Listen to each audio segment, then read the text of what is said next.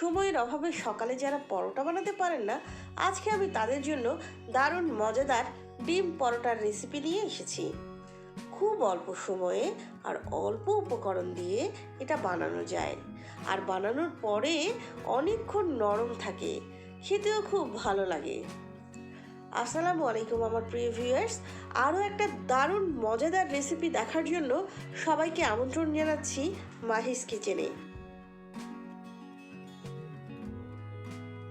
চলুন তাহলে ভিউয়ার্স, আমরা এই ডিম পরোটা বানানো শুরু করি। প্রথমে একটা মিক্সিং বোলে নিয়ে নিচ্ছি একটা ডিম, 1/4 কাপ পেঁয়াজ কুচি, হাফ চা চামচ চিলি ফ্লেক্স, হাফ চা চামচ ভাজা জিরা গুঁড়া, 1/4 চা চামচ কালো গোলমরিচ গুঁড়া, 1 টেবিল চামচ পরিমাণ ধনেপাতা কুচি, আর নিয়ে নিচ্ছি স্বাদ মতো লবণ।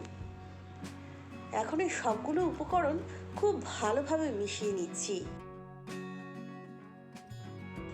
এখন এর মধ্যে অ্যাড করছি 1 চা চামচ তেল। এবার আমি আবারও সবগুলো উপকরণগুলোকে মিশিয়ে নিচ্ছি। আমার মেশানো হয়ে গেছে। এখন এর মধ্যে 1 কাপ পরিমাণ ময়দা অল্প অল্প করে দিয়ে হালকা করে মিশিয়ে নিচ্ছি। এবার 1 কাপ পানি অল্প অল্প করে দিয়ে একটা স্মুথ ব্যাটার বানিয়ে নিব। অল্প অল্প করে পানি দিলে ব্যাটার স্মুথ হবে, না হলে এর মধ্যে লাম্পস থেকে যাবে। ভিউয়ার্স, আমার ভিডিওটি যদি ভালো লাগে তাহলে একটা লাইক দিয়ে দিবেন, ফ্রেন্ডস অ্যান্ড ফ্যামিলির সাথে শেয়ার করতে পারেন, আর নতুন ভিউয়ার্সরা আমার চ্যানেলটি বেল বাজিয়ে সাবস্ক্রাইব করতে পারেন। এই তো দেখুন ভিউয়ার্স, আমার ব্যাটারটা একদম রেডি। এরকম পাতলা একটা ব্যাটার হবে। ঘন ব্যাটার হলে পরোটা ভালো হবে না। এখন আমি এই বাটিটাকে ঢেকে 5 মিনিট রেস্টে রেখে দিব। ফিরে এলাম 5 মিনিট পরে। আমার পরোটার ব্যাটারটা একদম রেডি। ঘনত্বটা এরকম হবে, একটু পাতলা। এবার চুলায় একটা ফ্রাই প্যান বসিয়ে এর মধ্যে এভাবে একটু তেল লাগিয়ে নিচ্ছি। এখন চুলার আঁচ মিডিয়ামে রেখে 1 চা চামচ করে ব্যাটারের মধ্যে ঢেলে দিয়ে সাথে সাথে এভাবে ঘুরিয়ে চারিদিকে ছড়িয়ে দিচ্ছি।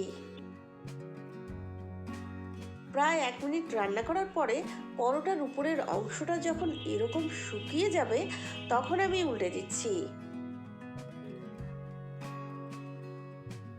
এখন পরোটার গায়ে তেল ব্রাশ করে নিচ্ছি। ব্রাশ করা হয়ে গেলে উল্টে দিয়ে অপর পাশেও তেল ব্রাশ করে নিচ্ছি। তেল ব্রাশ করে দিলে পরোটার কালার খুব সুন্দর আসবে।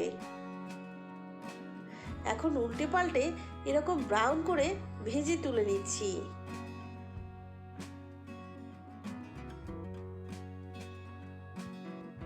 একইভাবে সবগুলো পরোটা ভেজে নিয়েছি।